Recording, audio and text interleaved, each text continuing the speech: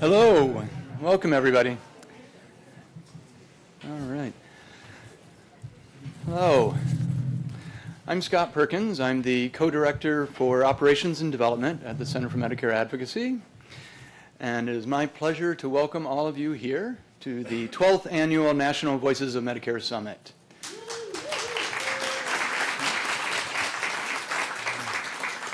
As you know, this year's theme is Allies, Advocacy, Action. And I am thrilled to note that we are sharing today's program with over 1,600 allies from across the country, including representation from every single state. Yeah. So to all of you here, everybody on the live webcast, thank you, each of you. Not only for being here today, but for your commitment to the incredible work that we're doing together. For those of you joining virtually on the live webcast, just a quick reminder to be adding your questions to the on the online function for your questions as we get to Q&A. And I think next, I just want to take a moment and thank some of our sponsors, starting with Arnold Ventures, our inclusivity sponsor.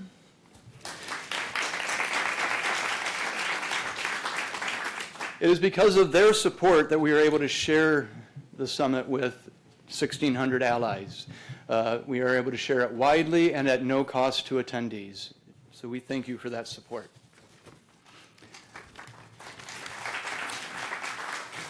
Next, I'd like to thank two of our networking sponsors. Our partners at the Christopher and Dana Reeve Foundation,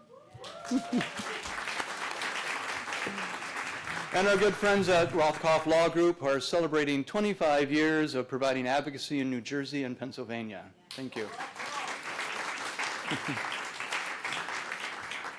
So now with allies assembled, I'd like to get us started on sharing best practices for advocacy and action. It is my pleasure to kick us off by introducing our first team of presenters. My friend and colleague, CMA's co-director for Law and Policy, David Lipschutz.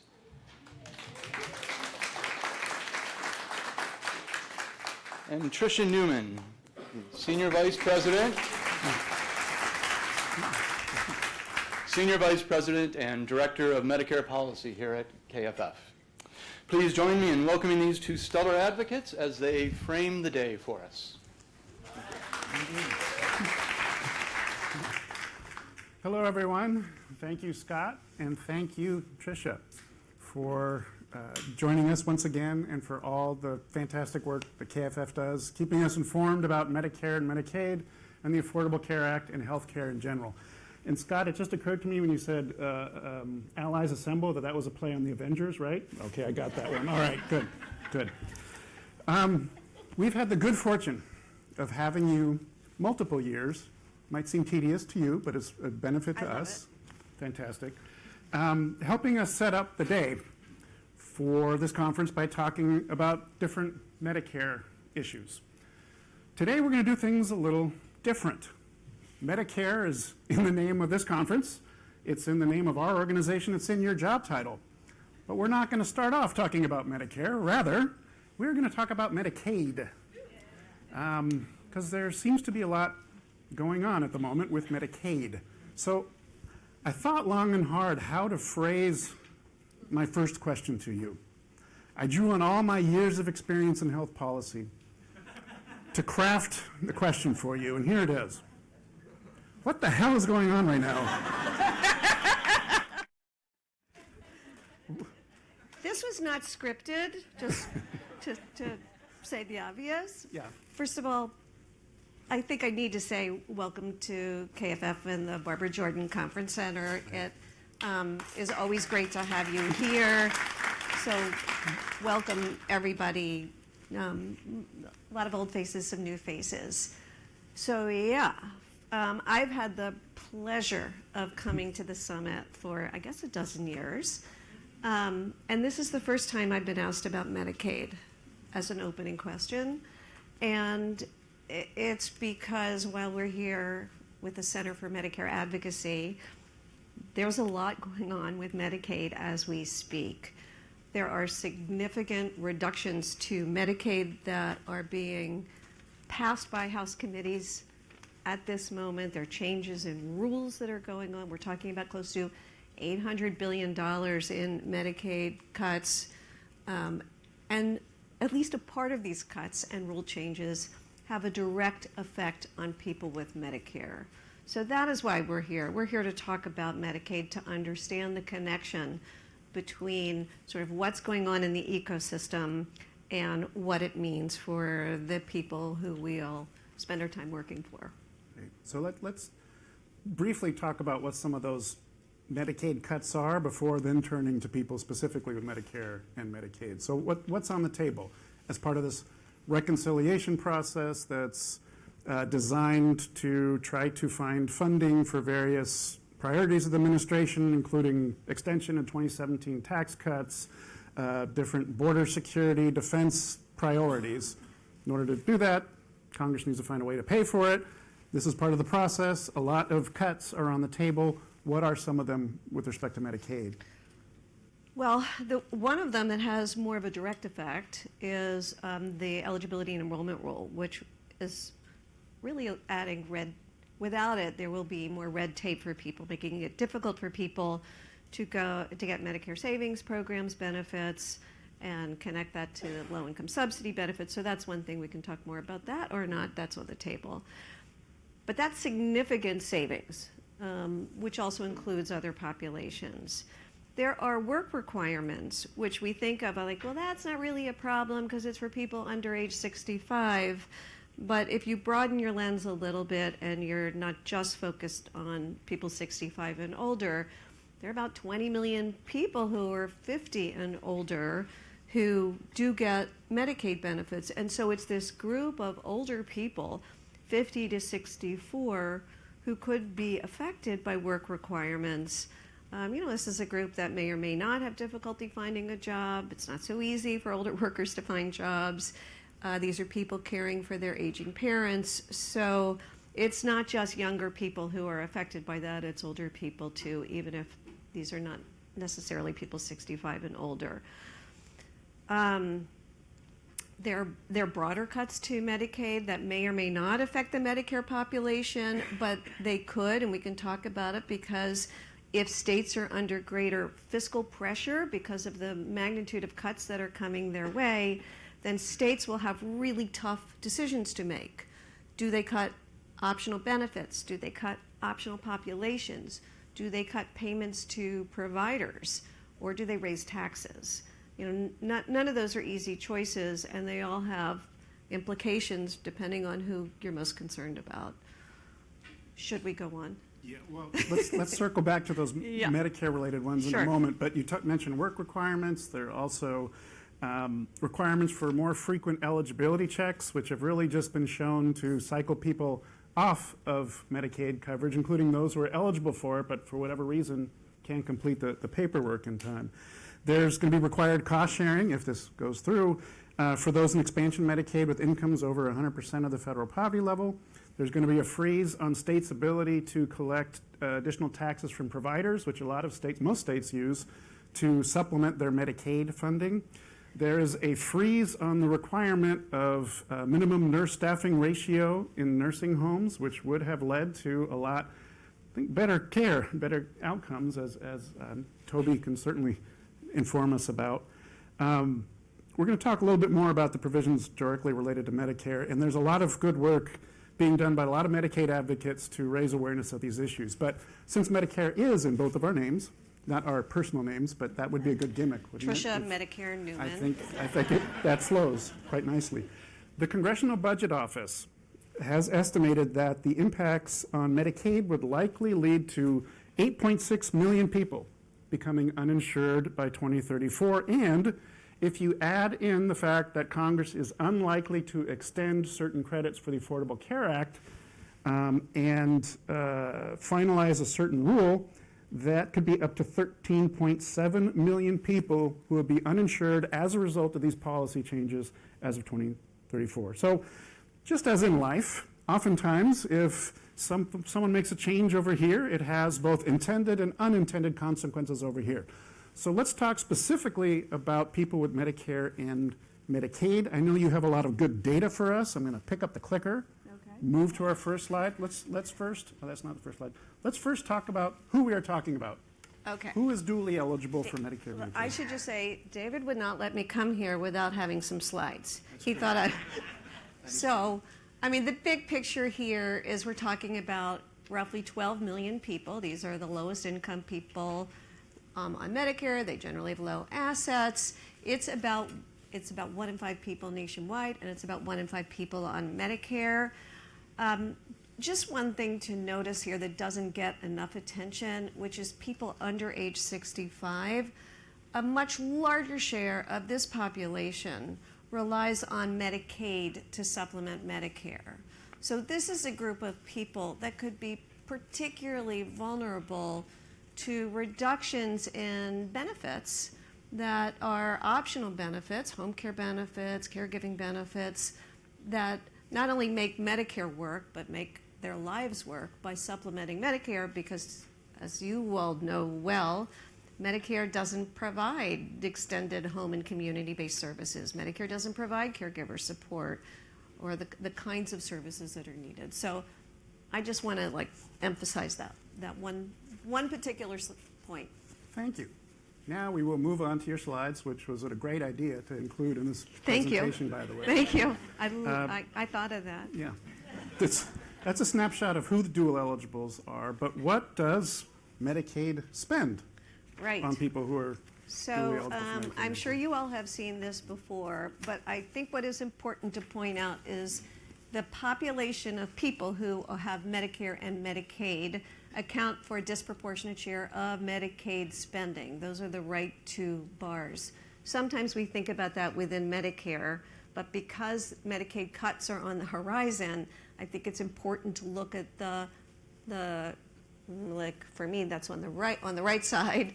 Medicaid enrollment, these are people with Medicare and Medicaid, are 14% of the Medicaid population, but almost 30% of spending. So when you see the reductions in spending filtered down, I think it's pretty hard to imagine that segment of the population will be fully insulated. So we looked at a snapshot of who comprises the dually eligible population. We looked at a snapshot of how much Medicaid spends on them. Can I pause right there? You may. It's not just spending on Medicaid, but also think about spending on providers within the state, because this does spill down on providers. It spills down. Medicaid is 19% of national spending for hospitals. It's more than 40% on spending for nursing homes, and it's, I think, 60% for home care. So when there are cuts, it may affect people directly or indirectly. So it may affect if hospitals see cuts. You can imagine that there could be spillover effects in terms of services quality, who they're treating. If nursing homes see cuts, and nursing homes are also not going to be required to staff up, you can imagine what this might do for quality of care in nursing homes. That's obviously something that should be monitored. Great points. Totally threw me off my game, though, as far as the flow. Sorry. But that's okay. So we took a look at who's duly eligible. We took a look at how much Medicaid spends. Now let's take a brief look at why Medicaid spends so much on people who are duly eligible for Medicare and Medicaid. Then you can make those points again, too, if you like. He's trying so hard to script me.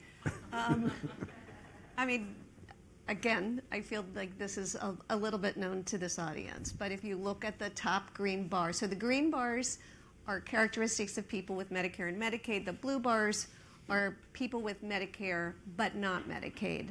And the point here, just if you look at the bars and no numbers, is the bars are bigger for people who with Medicare and Medicaid than they are for everybody else. That means they are sicker, they have greater needs. So let me just point out two of them. 41% of people with Medicare and Medicaid self-report being in fair or poor health, compared to 15% of Medicare beneficiaries without Medicaid. They are a sicker segment of the Medicare population. And then jumping down below, look at functional impairments. About a third of people with Medicare and Medicaid have 2 or more functional impairments, which indicates that they, have limited ability to do activities of daily living for themselves. Also, it's sort of a predictor of need for medical care. That compares to 11% for everybody else. So this is a population we're mindful of because this is a population that's relatively sick and has significant needs, both medical and long-term services and supports. So let's circle back to what we started talking about the potential indirect impact on people who are duly eligible for Medicare and Medicaid from these rather significant cuts that are on the table. And then I want to talk about the direct impact, some of the provisions that are specifically addressing Medicare beneficiaries. So what are some of the indirect effects? If you have all this, if you have $700+ billion taken off of the table from federal Medicaid money, how are states likely to react? Well, you think that was a setup kind of a question? It was a softball. It's a softball. I mean, look, states are going to have to do something, and a lot of states have to have balanced budgets. So the question is, what are they going to do? And I mentioned this a while earlier. I mean, maybe some states will find a way to, cut something else to keep things whole. But in all likelihood, states are going to have to cut people, cut services, cut payments to providers, or increase taxes. And so that is almost predictable with this level of savings. So you can sort of see that come down. We've sort of seen this before, and I think we're likely to see it again. Yeah. So those are some of the indirect effects. It's very hard to see how that wouldn't play out this way, Yeah. particularly with the Medicaid cuts, particularly with the cuts to the Affordable Care Act, to SNAP program, and other things contemplated Right. in this legislation. And there is I think a thought that, well, Medicare isn't directly impacted by any of this, but there are some provisions, specifically in either the Energy and Commerce package or the Ways and Means Commerce, that does directly impact Medicare too. And I want to touch on those. You talked about one of those. There was a provision in there about Medicare savings programs. These are the programs that help many people pay for their Medicare expenses, premiums depending on the kind you have, cost sharing. There's a proposal to suspend the implementation of a rule that came out in 2023 that was aimed at trying to get more people enrolled in the Medicare savings program. Because what, about half of people all eligible for Medicare savings programs are not enrolled due to various reasons? This rule was crafted to make it easier for folks to get on Medicare savings programs. That rule is delayed under this proposal for 10 years as a budgetary savings measure. That is a direct hit on Medicare. That is going to lead to people who would otherwise be getting financial assistance to not get it if that is finalized. I mean, what that rule would have done is it was estimated to help 1 million people get benefits to which they're entitled, but it's hard to get these benefits, as you know, and others know who are working with people. There is a lot of red tape, and there's a lot of sort of anxiety about applying for programs. So this will make it that much harder for people. So this is, as close to a direct impact on people with Medicare as you can get, because these are low-income people who may not have the resources to have a friend who's a lawyer who will go through some steps with them, or might not be able to call one of the two of us to say, how do I do this, which my friends now do. And so it does impose a barrier and makes it harder for people to get benefits that they are entitled to. I want to touch on a second provision in these whole packages that directly impacts Medicare and Medicare beneficiaries, and that has to do with an immigration-related proposal that was in the Ways and Means package. There's a provision in the Ways and Means proposal, and some of us are still trying to parse out exactly what it means and what it would do, but essentially it looks like that it would terminate coverage for immigrants who have been lawfully living, working, and paying taxes in the U.S., sometimes for decades. Now, the minority staff of the Senate Finance Committee, the Senate Budget Committee, and the Senate Aging Committee put out a summary of some of these changes. And so I'm going to read directly from their summary, assuming that they have a better understanding on what it does. So that provision, goes in the Ways and Means package, terminates Medicare coverage for refugees, asylum seekers, and people with temporary protected status from Ukraine, Sudan, and other war-torn countries. This undermines the Medicare guarantee, they go on, and takes away coverage from people who work and pay into the Medicare program. If that's not a direct attack on Medicare and has provisions to remove people from Medicare coverage within a year of enactment, then I don't know what is. There's another direct attack on Medicare, but that was part of the Energy and Commerce bill. I'm not sure if it made it through the markup, but having to do with drug price. Can we pause on that one Yes, for a second? yes. I mean, I think there's sort of I've not seen language like this in the years that I've been working on Medicare, where there's a potential to take something away from somebody who's already on Medicare. I'm not an immigration expert, so I cannot speak to how many people are potentially affected and who exactly would be affected, because you have to be legally residing and a permanent resident in order, and paid your payroll taxes in order to get Medicare in the first place. So I kind of invite everybody here to sort of put a face on who might be affected by this. But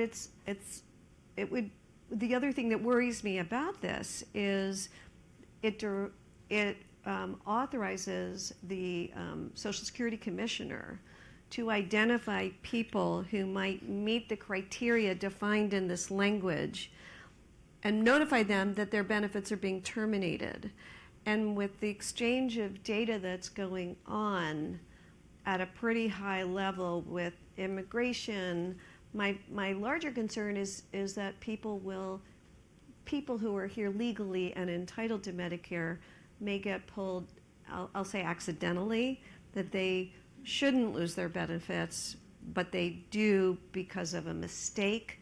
And then I can only imagine how much work everybody in the room is going to have to do to reinstate people to get them the benefits of Medicare coverage. Thank you. Well, there's one other provision that may or may not have made it in the markup that they went through the night to do, having to do with Medicare drug price negotiation. That would limit the Secretary of Health and Human Services' ability to negotiate certain drugs. But we will skip that for now.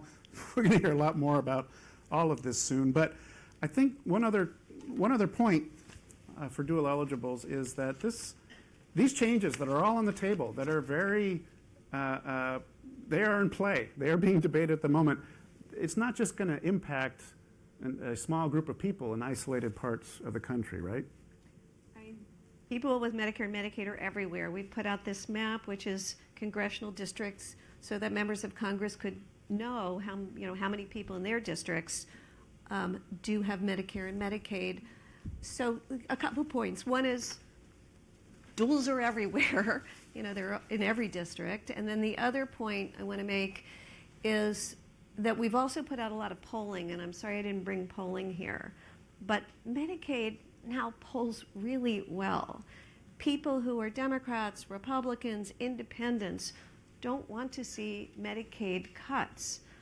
In fact, a small share of Republicans and Trump supporters, like 30%, say they support Medicaid cuts.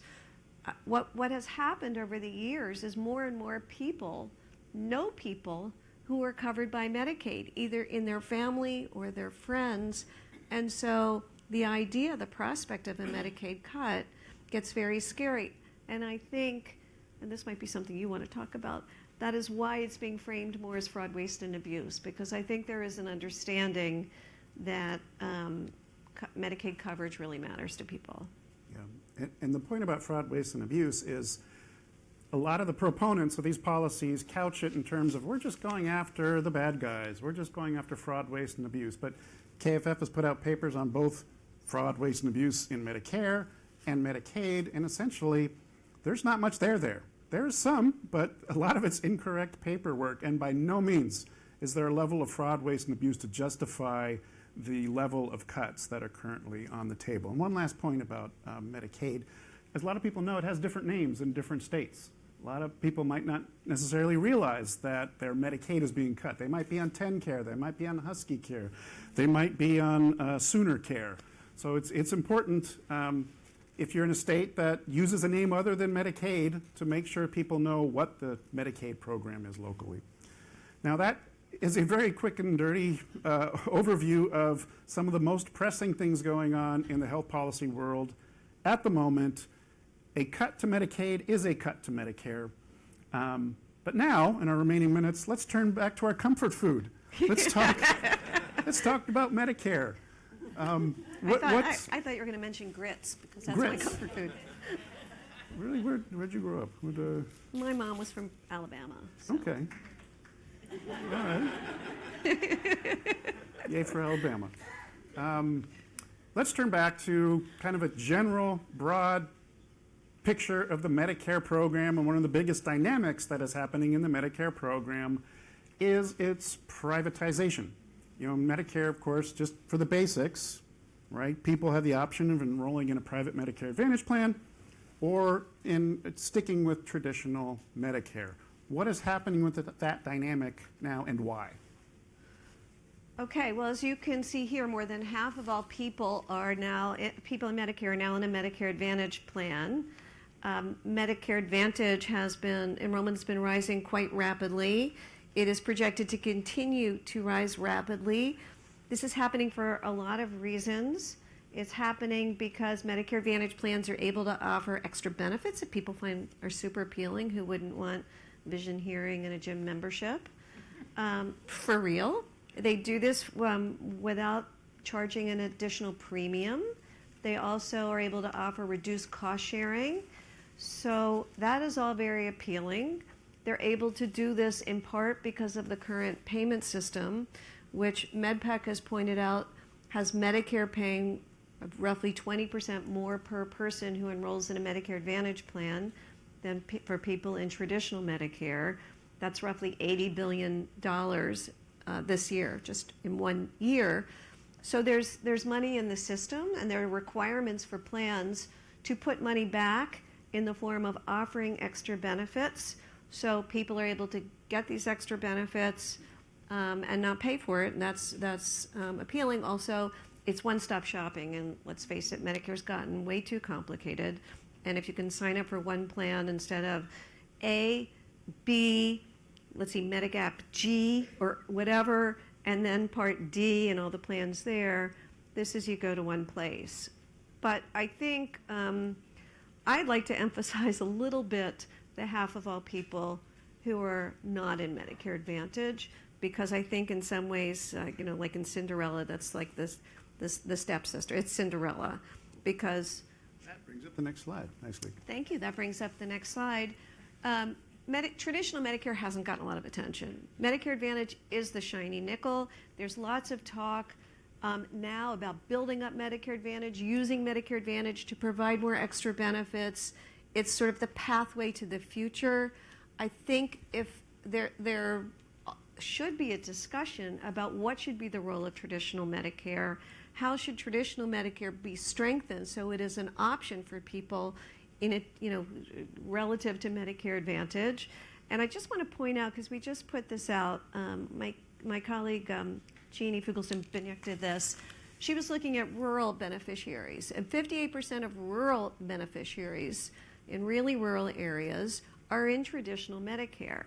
So if we want to make Medicare work for people where they are and based on what they prefer, that might be something to think about.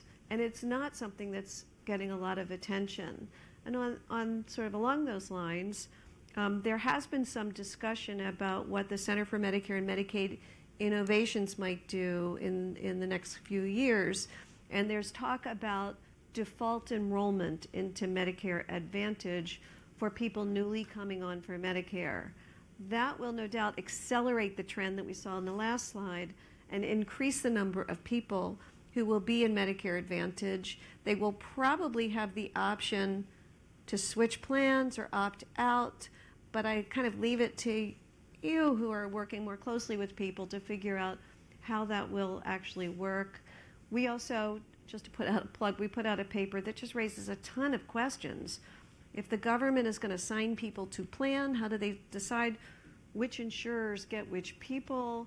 How do they align people with plans that include their drugs or the doctors that they see. So there are a lot of questions to work out in order to make something, to operationalize this and make it really work for people. But meanwhile, even without that, we are on a pathway forward, and without a change in law, without a change in payment policy, that could unravel. And since Chiquita is here, I just want to also put in a little plug. The other thing that we're watching is the administration the last administration put in a lot of new reporting requirements that would make it much easier to understand the value of extra benefits. Are people getting these benefits? We have no information to assess this stuff, and I think without information, we're a little bit, where we are completely unable to assess really how well the program and these benefits are working for people, and that's a lost opportunity. Thank you. And one thing I would love to see, paper idea, is more on what do we lose as traditional Medicare becomes more and more marginalized? What are some of the things that traditional Medicare does that there's not really an incentive for for-profit private plans to do? Well, I mean, a big thing for people say that having a choice of provider is really important. People want to be able to choose their doctors and specialists. And by definition, people who are in Medicare Advantage plans have a more restricted provider network. They are also more subject to cost management tools like prior authorization, which just makes it that much harder to get the care that they need, or results in delays in cares. What's kind of interesting this past year is I feel like the provider community has perked up on this, and the provider community has started to speak out about denials and delayed payments that make their lives more difficult and actually have a financial impact on hospitals, nursing homes, and other doctors that take Medicare patients, other providers that take Medicare patients. So we'll be talking more about Medicare Advantage later in the day. In this in this environment where a lot is going on at once, let's take a quick snapshot at what's on the horizon. We talked about reconciliation. Check. We talked about Medicare Advantage. Executive order on drug prices that came out this week. Anything you want to say on that? Yeah, just really briefly, an executive order came out on most favored nation status is kind of the whole idea. This is an idea that the Trump administration put forward in 2018. It was blocked by the courts for process reasons. It was then, the rule was rescinded. There are a lot of questions about this. The executive order is very vague in terms of which drugs, which drug companies, which price, which countries do we look at for prices, and really how does this interact with the ongoing Medicare negotiations program, which is not as simple as it sounds. So, and that is something I know folks on the Hill have really been asking, because we do have, they just put out guidance. The administration just put out guidance on the Medicare negotiations program, which will include Part B drugs now. So things are moving forward. This administration has been defending the law in the courts. So there is a real question about how to sustain current law and what will this look like. And until we see more specifics, it's hard to say that much more. In our remaining couple minutes, I think we have to mention the government restructuring and staff reductions. There have been tremendous cuts to staff at Health and Human Services and a lot of associated agencies. What does this mean for the administration of the Medicare program? And before you get into that, I also have to say, we also have a leaked budget, proposed budget for next year, that zeroes out funding for the state health insurance assistance programs, the SHIP programs, the only neutral and unbiased source of information for Medicare beneficiaries in the country.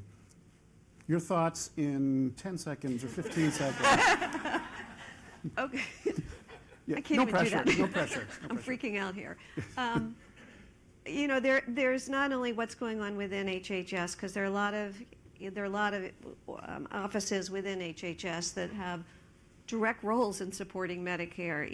ASPE, ACL with the SHIPs, obviously CMS. There have been a lot of terminations, people retiring with expertise.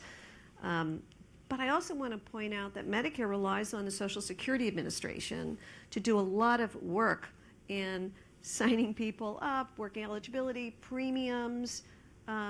So cuts in staff or reductions in staff at Social Security could have direct effects for Medicare beneficiaries if they're unable to sign up. DOJ, by the way, goes after fraud, right? So I don't really know what's going on with the staff at DOJ that have traditionally gone after Medicare fraud, but for a government that cares deeply about fraud, waste, and inefficiency, I would think that would be an office that you would want to sustain. So broadly speaking, there are a lot of cuts, there are a lot of restructuring. There's a lot of restructuring going on, and there are direct effects, but there are other indirect effects on the operations of Medicare that deserve attention, and some of that should get attention probably when the next budget comes up, because that's really where Congress will have an opportunity to push back on the funding for the agencies. Final point before we wrap the panel up. We didn't get a time to address what is not on the horizon, but would it be safe to say that we're not likely to see much coverage expansion, both of people? I did, on purpose. Thank you for pointing that out, though, Judy. She mentions I skipped the trustees report paying attention. for time. Yes, but thank you. There's not a lot on the horizon that we can talk about that expands the benefits. And on that really uplifting note, please join me in thanking Tricia for joining us on a panel today. Thank you, Tricia. Thanks for having me. Thank you.